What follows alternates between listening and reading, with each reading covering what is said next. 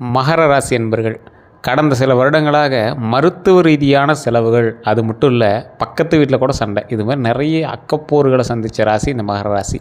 தற்போதைய நிலைமையில் ஒரு எக்ஸாம்பிளுக்காக ஒரு பிளட் டெஸ்ட்டாவது நீங்கள் பண்ணி பார்த்துருப்பீங்க. ஒரு பயத்தில், ஆன்சைட்டி அப்படின்னு சொல்லுவாங்க, அந்த மாதிரி பயத்தில்.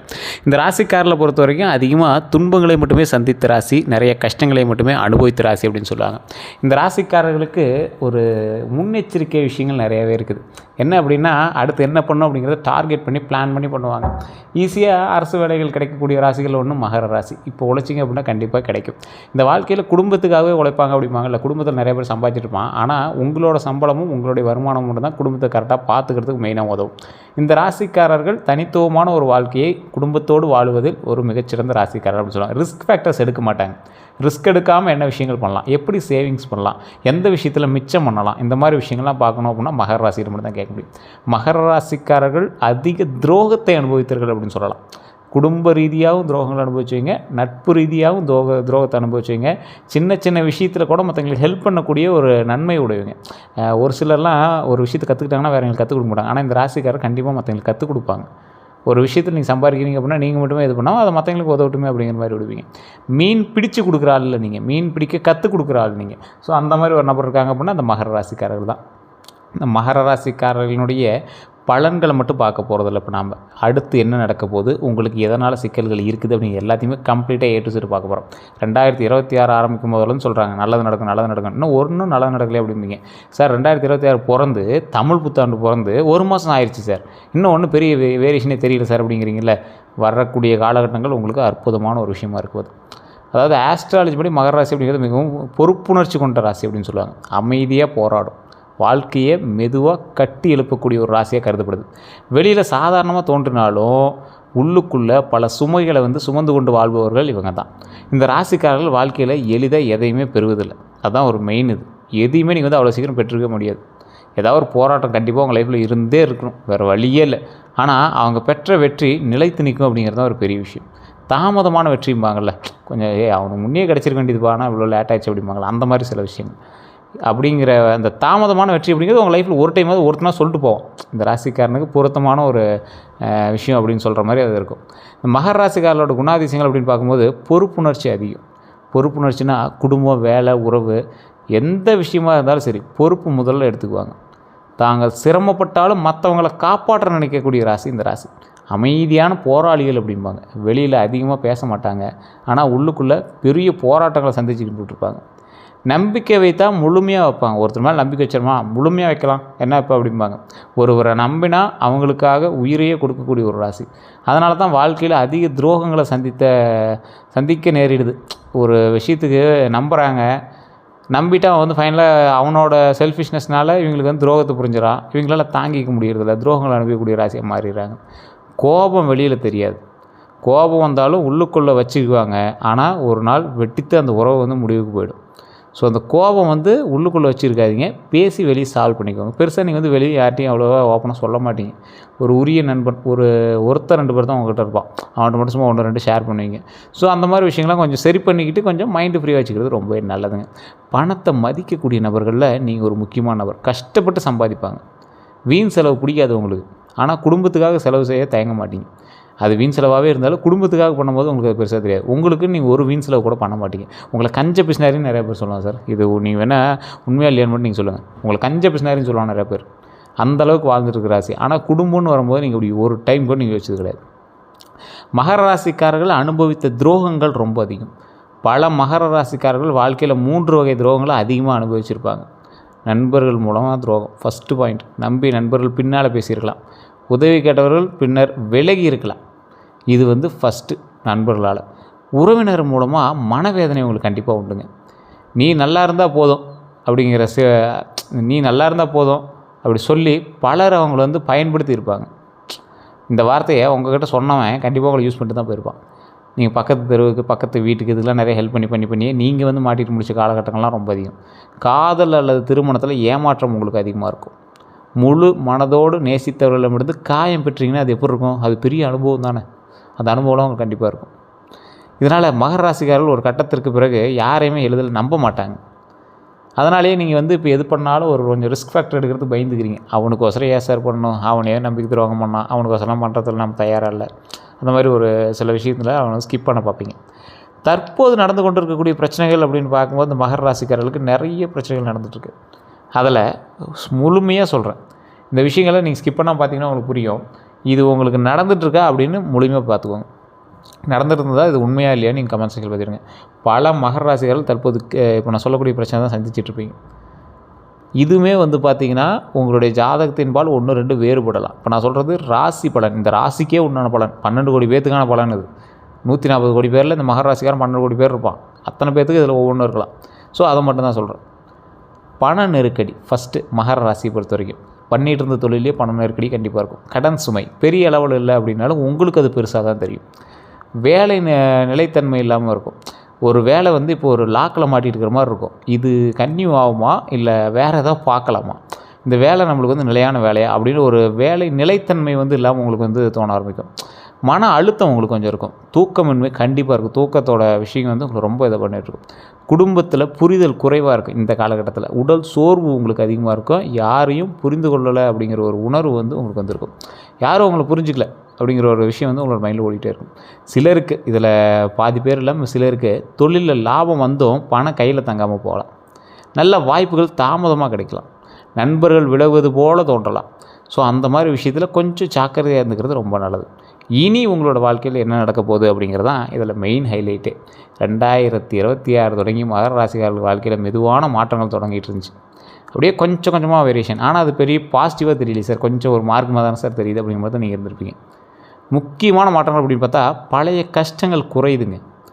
நீண்ட நாட்களாக இருந்த மன அழுத்தம் கொஞ்சம் குறையும். ரொம்ப நாளாக இருந்த பழைய கஷ்டம் வந்து உங்களுக்கு குறைய ஆரம்பிக்குது. பண வரவு உயர்வு ஆரம்பிக்குது. கொஞ்சம் தான், அது பெரிய வேரியேஷனாக தெரியல. சிறு சிறு வருமான வாய்ப்புகள் அதிகரிக்கக்கூடிய. ஸோ அதனால் பெரிய வேரியேஷன் தெரியாது. கொஞ்சம் கொஞ்சமாக அது வந்து வருமானம் அதிகமாகிடும். புதிய மனிதர்கள் வாழ்க்கையில் வருவாங்க. உண்மையாக உதவும் சிலர் வாழ்க்கையில் சேருவாங்க. அது வந்து உங்களுக்கு ஒரு படி மேலே வந்து ஸ்டெப்பு கொடுக்க ஆரம்பிக்கும்.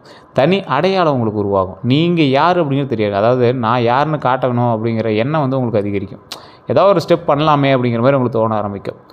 தொழிலில் இருக்கக்கூடிய சில முக்கியமான வேறுபாடுகளும் ப்ளஸ் பாயிண்ட்டு நான் சொல்கிறேன், நோட் பண்ணிக்குவாங்க. தொழிலோட பலன் அப்படின்னு கூட வச்சுக்கலாம். வேலை செய்கிறவங்களுக்கு, அதாவது நீங்கள் வேலை செஞ்சிட்ருக்கீங்க அப்படின்னா, ஒரு கம்பெனியில் வேலை பார்க்குறீங்க, ஒரு தொழிலில் வேலை பார்க்குறீங்க அப்படின்னா பதவி உயர்வுக்கான வாய்ப்பு உண்டுங்க. ஒன்று பெரிய அளவுக்கான்னு கேட்டால் ஓரளவுக்கு பரவாயில்ல. புதிய பொறுப்புகள் உங்களை நோக்கி வந்து சேரும். வெளிநாட்டு வாய்ப்புகளும் உங்களுக்கு இந்த டைம் உண்டு. அரசு தொடர்பான வேலைகளில் முன்னேற்றம் கண்டிப்பாக இருக்குங்க. ஆனால் வேலை இடத்துல பொறாமை கண்டிப்பாக இருக்கும் உங்கள் மேலே. உங்களுக்கு அதிக இதே அதுதாங்க, நல்லா நோட் பண்ணிக்கோங்க. இது இந்த மகர ராசிக்காரர்கள் இது ரொம்ப நாள் இந்த வீடியோவில் சொல்லணும்னு நினச்சிருந்தது. போன டைமே வீடியோவில் சொல்லாமல் போட்டோம். வேலை இடத்துல உங்களுக்கு பொறாமை அதிகம். வேலை இடத்துல உங்களை வச்சு செய்கிறதுக்கான வாய்ப்புகள் நிறைய இருக்குது.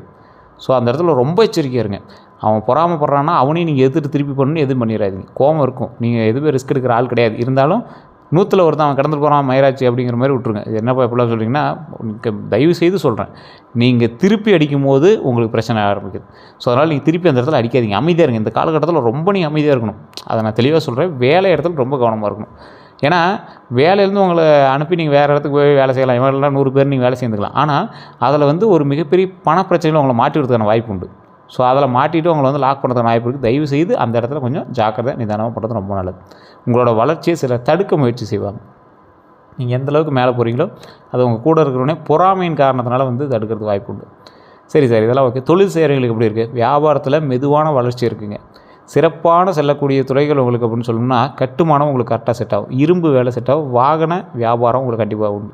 ரியல் எஸ்டேட்டு, விவசாயம், ஆன்லைன் வியாபாரம் கண்டிப்பாக உங்களுக்கு நல்ல ப்ளஸ் பாயிண்ட் தருங்க. திருமண பலன்கள் அப்படின்னு பார்க்கும்போது, திருமணம் ஆகாதவர்களுக்கு 2026 நல்ல பேச்சுக்கள் வர தொடங்கியிருக்கும். ஒரு 6 மாதமாகவே நல்ல பேச்சுக்கள் இருந்திருக்கும். தாமதமான திருமணம் நடக்கக்கூடிய ராசிகளில் இந்த ராசி ஒன்று. குடும்ப சம்மதத்தோடு நல்ல இணை இருக்குங்க. நல்ல இணை கிடைக்கும். திருமணமானவர்களுக்கு கணவன் மனைவியிடையே இருந்த மன வருத்தம் குறையுதுங்க. இந்த காலகட்டம்லாம் உங்களுக்கு நல்ல ஒரு காலகட்டம் அப்படின்னு சொல்லலாம். குழந்தை பாக்கியம் கிடைக்கிற வாய்ப்பு உண்டு. வீடு வாங்கக்கூடிய யோகம் சிலருக்கு உருவாகுங்க. குழந்தைகளை பற்றி உங்களுக்கான பலன்களை சொல்லணும் அப்படின்னா, குழந்தைகளால் பெருமை கிடைக்கக்கூடிய காலகட்டம் இந்த காலகட்டம். படிப்பில் முன்னேற்றம் இருக்கும். நீண்ட நாட்களாக குழந்தை வரங்க காத்திருப்பவர்களுக்கு நல்ல செய்தி கிடைக்குங்க. ரொம்ப நாளாக குழந்தை இல்லைங்கிறவங்களாம் கண்டிப்பாக ஒரு நல்ல செய்தி உண்டு. இதுக்குமே வந்து பார்த்திங்கன்னா, திருச்செங்கோடு அர்த்தநாரீஸ்வரர் கோயிலுக்கு போய்ட்டு வாங்க. திருமணமானவர்களுக்கு நல்ல வருது. அதே மாதிரி பழனியில் இருக்கக்கூடிய திரு ஆவினங்குடி அப்படிங்கிற கோயிலுக்கு போயிருந்தீங்க அப்படின்னாலும் குழந்தை வரத்துக்கு ரொம்பவே நல்லது. மேல்மலையனூர் அங்காள பரமேஸ்வரி கோயிலுக்கு போயிருந்தீங்க அப்படின்னாலும் குழந்தை வரத்துக்கு ரொம்ப நல்லதுங்க. அடுத்த 12 நாட்கள் உங்களுக்கு எப்படி இருக்க போகுது பார்த்தீங்கன்னா, ஃபஸ்ட்டு 4 நாள் கொஞ்சம் மன அழுத்தம் கொஞ்சம் இருக்குங்க. பழைய நினைவுகள் தொந்தரவு செய்யலாம், செலவுகள் அதிகரிக்கலாம். ஆனால் அதுக்கப்புறமேட்டு அது எல்லாமே கொஞ்சம் கொஞ்சமாக சரியாக ஆரம்பிக்கும். அடுத்த 4 நாள்னு பார்த்திங்கன்னா நல்ல தகவல்கள் வரும், தொழிலில் சிறு முன்னேற்றம் உண்டு, நண்பர்கள் மூலமாக உதவி கிடைக்குங்க. இதில் 8, 9, 10, 11, 12 இந்த நாட்களில் பார்த்திங்கன்னா மன நிம்மதி அதிகரிக்குங்க. குடும்பத்தில் நல்ல மாற்றம் உண்டாகும், பண வரவு உருவாகுங்க. இந்த பண வரவு உருவாகிறதெல்லாம் கரெக்டாக செலவு பண்ணிக்கணும் அப்படிங்கிறதுக்கு நோட் பண்ணிக்கோங்க. கரெக்டாக சேவிங்ஸில் போட்டுக்கணும் அப்படிங்கிறத மைண்டில் வச்சுக்கோங்க. இந்த 2026 பிறந்துச்சு, அதில் இன்னும் பெரிய மாற்றம் தெரில.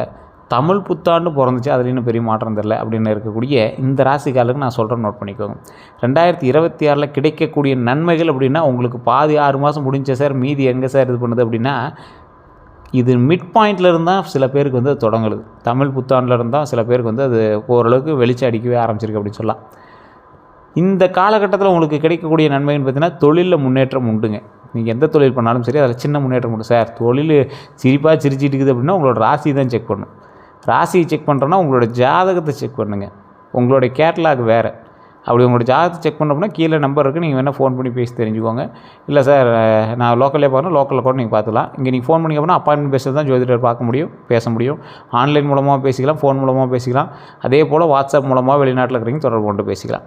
ஸோ இந்த காலகட்டத்தில் தொழிலில் முன்னேற்றம் உண்டு, வீடு வாகனம் வாங்கக்கூடிய யோகம் உண்டு. அதே போல் குடும்ப ஒற்றுமை கண்டிப்பாக உண்டுங்க. கடன் குறைவுங்க. புதிய வருமான வாய்ப்பு அதிகரிக்குது, வெளிநாட்டு தொடர்பு உண்டாகுதுங்க.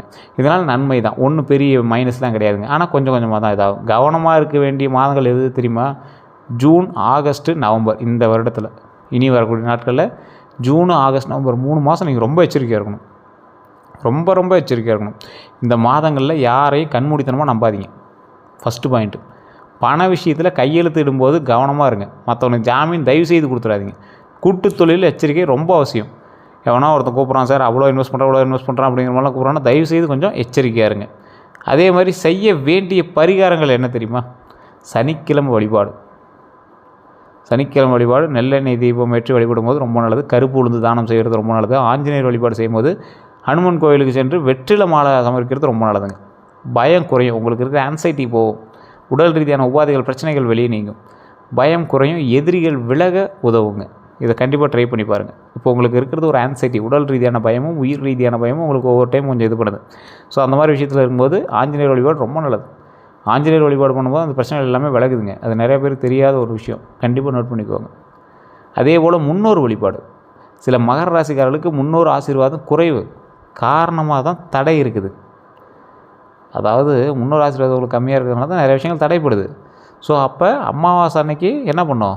உணவு தானம் பண்ணும். காகத்திற்கு உணவு வைங்க, ஏழைகளுக்கு உதவி பண்ணுங்கள். செய்வது நல்ல பலன் தரும்.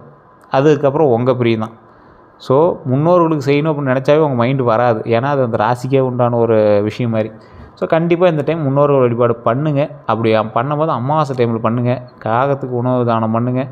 காகத்துக்கு பண்ணுறது மட்டும் இல்லாமல் மனிதர்களுக்கு உணவு தானம் பண்ணுங்கள், ஏழைகளுக்கு உதவுங்க. இந்த விஷயங்கள் செஞ்சீங்க அப்படின்னா நல்லது கண்டிப்பாக உண்டு, நல்ல பலன் கண்டிப்பாக தருங்க. சிவ வழிபாடு. சிவ அபிஷேகம் செய்தால் மன நிம்மதி கிடைக்கும். ஸோ சிவ அபிஷேகத்துக்கு நீங்கள் போய் பாருங்கள். அந்த இடத்துல உங்களால் முடிஞ்ச சில பொருட்களை கொடுத்தீங்க அப்படின்னா கூட போதுமானதான், ரொம்ப நல்லது. எந்த விஷயத்தில் நீங்கள் எச்சரிக்கையாக இருக்கணும் அப்படின்னா எல்லாரையும் நம்ப வேண்டாம். ஸோ அந்த விஷயத்தில் ரொம்ப எச்சரிக்கையாக இருந்தே ஆகணும்.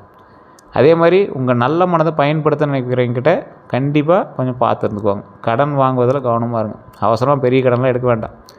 கோபத்தில் முடிவு எடுக்க வேண்டாம். ஒரு நிமிஷம் கோபம் பெரிய உறவுகளை கூட உடைக்கலாம். அதை மைண்டில் ஞாபகம் வச்சுக்காங்க.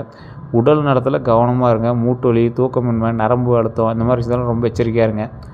மகர ராசிக்காரர்களுடைய மறைந்த பலம் அப்படின்னா, இந்த ராசிக்காரங்க வந்து எளிதில் உடைய மாட்டாங்க. அவ்வளோ சீக்கிரம் உடஞ்சி நீங்களாம் உட்கார மாட்டீங்க. உங்களுக்குலாம் வாய்ப்புகள் அதிகம். ஆப்ஷன் ஏ இல்லைனா ஆப்ஷன் பி, ஆப்ஷன் பி இல்லைனா ஆப்ஷன் சி அப்படின்னு வாழ்ந்துட்டுருக்கீங்க. நீங்கள் தோல்வியிலிருந்து மீண்டு வருவாங்க. எவ்வளோ பெரிய தோல்வி இருந்தாலும் நீங்கள் மீண்டு வந்துடுவீங்க மேலே. அமைதியாக சாதிப்பாங்க. ஸோ அதனால் கவலைப்படாமல் கொஞ்சம் நிதானமாக பொறுமையாக ஹேண்டில் பண்ணிங்க அப்படின்னா எல்லாத்தையும் வெற்றி உண்டுங்க. அவங்களோட வாழ்க்கையில் ஆரம்பத்தில் வந்து கஷ்டமாக இருந்தாலும் இறுதியான நிலையிலான வெற்றி கிடைக்குங்க. இறுதியில் நிலையான வெற்றி கிடைக்கும் அப்படிங்கிறத மைண்டில் நல்லா ஞாபகம் வச்சுக்கோங்க. பயந்துக்கு தேவையில்லைங்க. இந்த ராசிக்கு தெளிவாக சொல்லணும் அப்படின்னா, மகர ராசிக்காரர்களுடைய வாழ்க்கை அப்படிங்கிறது ஒரு போராட்ட பயணம் போல் இருக்கும். ஆனால் அந்த போராட்டம் வீணாகாது அப்படிங்கிறத மைண்டில் ஞாபகம் வச்சுக்கணும். இவர்கள் மெதுவாக வளர்ந்தாலும், இப்போ இந்த ராசி மெதுவாக வளர்ந்தாலும் உயர்ந்த இடத்த அடைவாங்க. ஸோ அதனால் இவங்களோட வளர்ச்சி மெதுவாக இருக்கிற மாதிரி தான் தெரியும். ஆனால் உயர்ந்த இடத்த அடைவாங்க. அதனால் கவலைப்பட தேவையில்லை. 2026 முதல் வாழ்க்கையில் வெளிச்சம் அதிகரிக்கக்கூடிய ராசிகளில் இந்த ராசி ஒரு முக்கியமான ராசி.